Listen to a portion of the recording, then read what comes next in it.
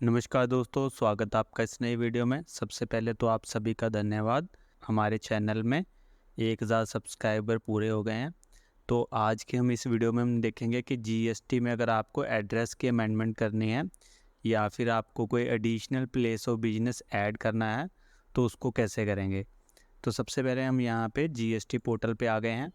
यहाँ पे आप देखोगे सबसे ऊपर आपको सेकंड नंबर पॉइंट में सर्विसेज का टैब दिख जाएगा। सर्विसेज के टैब पे अगर आप क्लिक करोगे तो सबसे पहले आपको रजिस्ट्रेशन का टैब मिलेगा।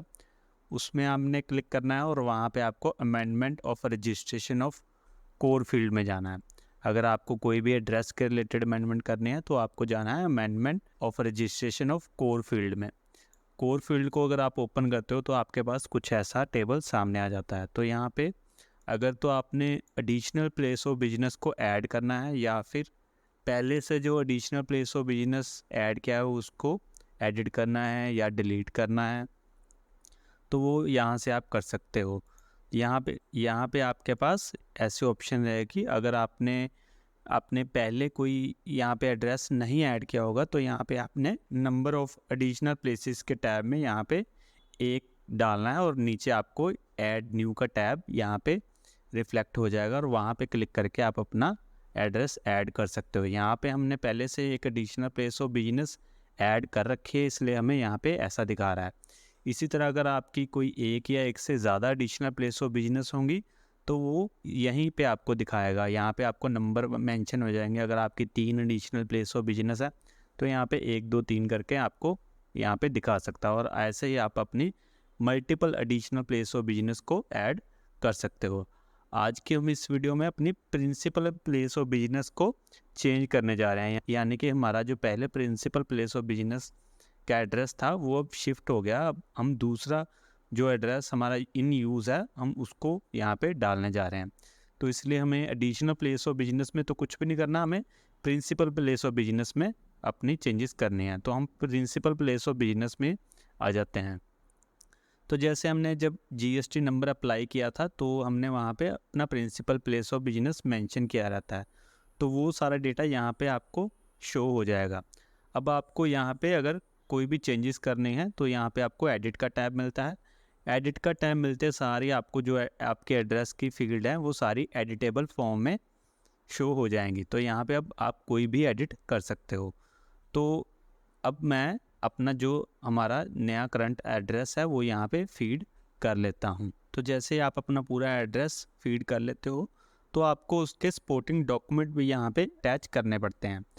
तो इस केस में जैसे हमारा पहले तो यहाँ पे हमारा फैमिली की ही प्लेस थी, यानी कि किसी फैमिली मेम्बर की ही प्रॉपर्टी थी और उस पर हम काम कर रहे थे। तो उसके लिए हमने कंसेंट लेटर और लीगल ऑनरशिप डॉक्यूमेंट में हमने रजिस्ट्री की कॉपी लगा रखी थी।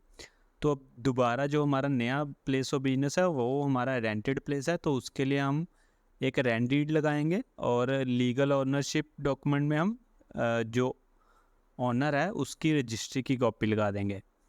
तो अब वो मैं अटैचमेंट अटैच कर देता हूँ यहाँ पे। आप अपनी रेंट डीड के साथ जो आपके principal place of business premises की फ़ोटोज़ हैं वो भी साथ में अटैच कर सकते हो। तो जैसा कि आप यहाँ पे देख रहे हो मैंने अपने दोनों डॉक्यूमेंट यहाँ पे अपलोड कर दिए हैं। अब इसके बाद मुझे नीचे मेंशन भी करना पड़ेगा कि ये जो प्लेस है हमारी किस टाइप की प्लेस है, यानी कि ये रिटेल आउटलेट है या फिर होलसेल आउटलेट है या फिर यहाँ पे हम कोई सर्विसेज प्रोवाइड कर रहे हैं या फिर ये वेयर हाउस है। ऐसा आपके सारे ऑप्शंस आपके पास अवेलेबल है और जो भी आपकी सूटेबल ऑप्शन है आपको वहाँ पे टिक कर देना है। यहाँ पे आप मल्टीपल टिक भी कर सकते हो। अगर आपको एक या एक से ज़्यादा एप्लीकेबल हो रहे हैं तो वो आप यहाँ पे टिक कर सकते हो। उसके साथ ही आपने यहाँ पे रीज़न भी मेंशन करना है कि क्यों आप यहाँ पे चेंजेस कर रहे हो, तो वो आप रीज़न भी यहाँ पे लिख देते हैं। इसके साथ ही किस दिन से आप ये अमेंडमेंट करना चाह रहे हो, आप जो है अपनी अमेंडमेंट जिस दिन से आपने शिफ्ट किया है उस दिन से लेके 30 दिन के अंदर अंदर अपनी अमेंडमेंट कर सकते हो। यानी कि आप अगर मैं आज अपनी अमेंडमेंट फ़ाइल करने जा रहा हूँ तो इससे पिछले मैं 30 डेज़ तक का डेट यहाँ पे डाल सकता हूँ। पर हमारे केस में हम आज ही ये सारी अमेंडमेंट कर रहे हैं तो मैं यहाँ पे आज की डेट डाल देता हूँ। डेट डालने के बाद मैं यहाँ पे सेव कर दूँगा और बाकी का जो फॉर्म है उसको सारा देख के मैं सेव करके यहाँ पे फाइनल वेरिफिकेशन के टैब में आ जाऊँगा। तो वेरिफिकेशन के टैब में मुझे यहाँ पे सर्टिफिकेशन देनी है और यहाँ पे अपनी प्लेस बतानी है, और या ये फॉर्म मैं EVSEC के थ्रू सबमिट कर दूँगा। ये फॉर्म सबमिट होने के 15 मिनट बाद मुझे ARN नंबर जो इस एप्लीकेशन का है वो मुझे मेल में और मैसेज में आ जाएगा। अब इसके बाद का क्या प्रोसेस रहता है, इसके बाद आपको जो ARN नंबर आया रहता है वो आपको सर्विसेज में जाके रजिस्ट्रेशन के टैब में ट्रैक एप्लीकेशन स्टेटस का ऑप्शन मिल जाएगा। उस ऑप्शन में आप अपना स्टेटस ट्रैक कर सकते हो कि आपका जो अपनी एप्लीकेशन डाली है वो अप्रूव हो गई है या नहीं हुई है। अगर जो आपका ऑफिसर है आपकी एप्लीकेशन के अगेंस्ट कोई क्वेरी रेज करता है तो आप उस क्वेरी का रिप्लाई देके अपनी एप्लीकेशन को अप्रूव करवा सकते हो। इस वीडियो में इतना ही, बने रहिए हमारे साथ। नेक्स्ट वीडियो के लिए धन्यवाद।